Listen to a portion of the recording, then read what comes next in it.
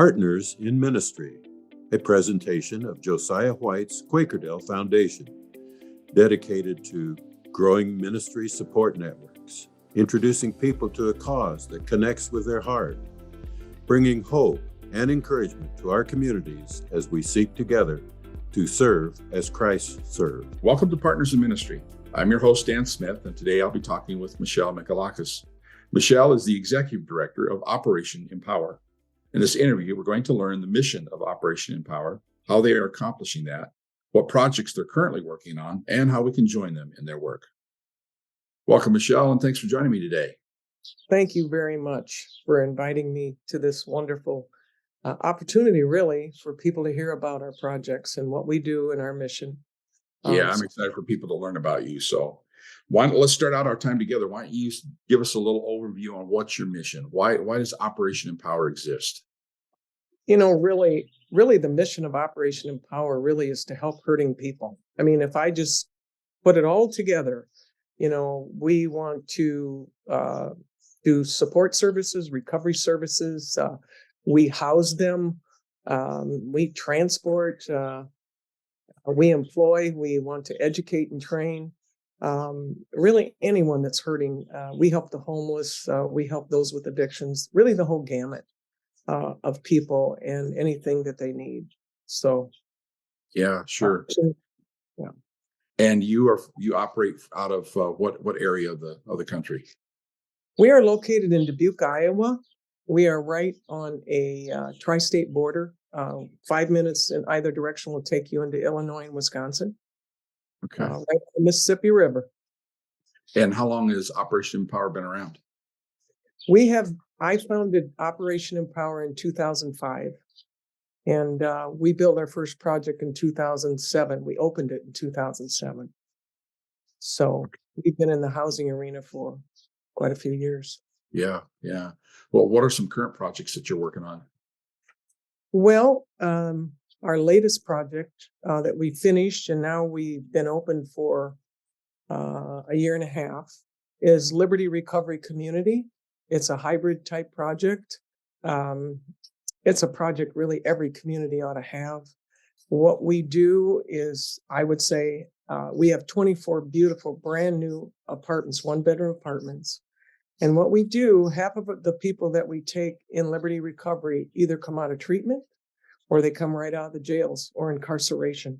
There are a few that come from our community that have addictions.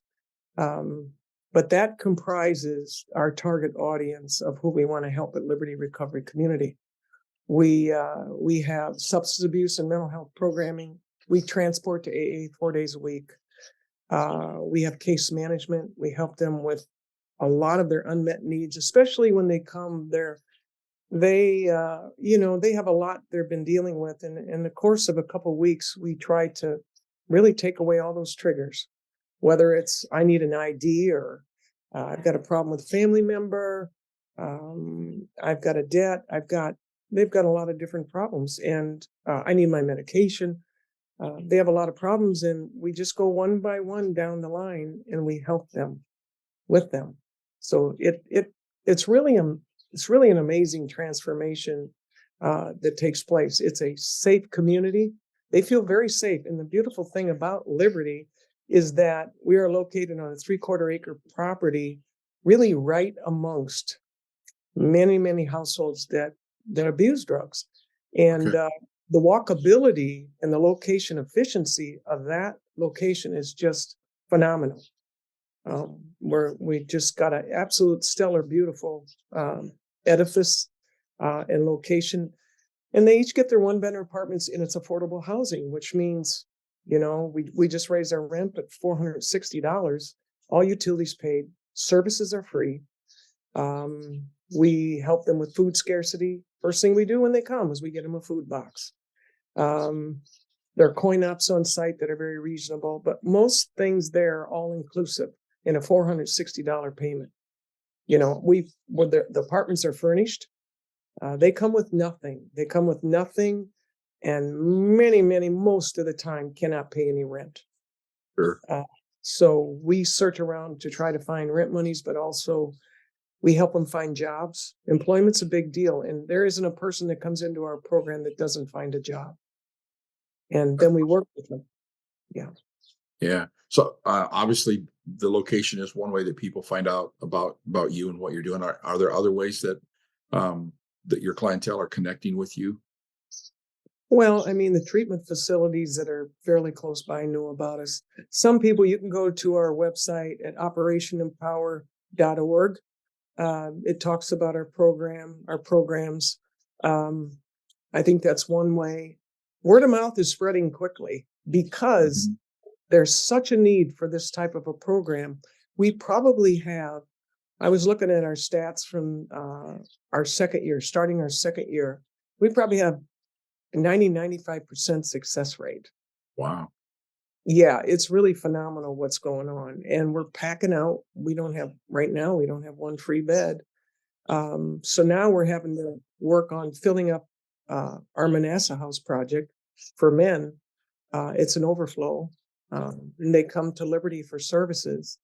But we have all kinds of ways we help them. Anger management, life skills, goals, change groups, just many, many different aspects of our program. And we have people that help mentor them. And whatever we're doing, it's working. That's all I can say. It's working. Oh, that's awesome. Yeah. So what are some ways that if our viewers are that are watching this say, boy, this is a ministry I really would like to try to be a part of? What are some options that people have to partner with you in what you're doing? Well, I want to say this is a ministry. It's God-led. I could tell you stories that blow your mind of how we started, but the way to help us, honestly, the biggest need we have, volunteers would be great, but you're probably too far away. But the other way you can help is to donate to us. Our biggest gap, obviously, because they don't have any money. Most times they don't have any rent money, especially coming in. We need money for staffing. So really, we need money. We're working all the time feverishly to try to be self-sustainable, but working on a new project like this is just going to take time. So if you feel in your heart you have a burden, maybe you lost a family member. That's why I built this project, because one of our gals died. I found her dead. And I said, God, you've got to help me find a way to help these people. And so I started looking for funding, and it wasn't supposed to be there, but it was. And we overcome many, many obstacles. I call it my miracle project. But if God lays it on your heart to help us, whether it's your parish or yourself, please do. We do a lot with a little, and we need help. We need help to keep supporting this. Sure. Well, Michelle, I just really want to thank you for taking the time to let us know about Operation Empower, what you're doing, and how we can get involved. So thank you very much. Really appreciate it. I count it a privilege. I really do. Thank you. You bet. If you got any questions, want to learn more about Operation Empower, or you'd like to jump on board and become a donor or supporter of their ministry, you can see their contact information here on the screen. You can also find it in the show notes for this episode on our website, or it's in the description of this YouTube video. On behalf of Operation Empower, Michelle Mihalakis, and Partners in Ministry, I want to thank you for joining us today. Until next time, let's get out there and serve as Christ serves. God bless. This has been a presentation of Partners in Ministry, a podcast of Josiah White's Quakerdale Foundation.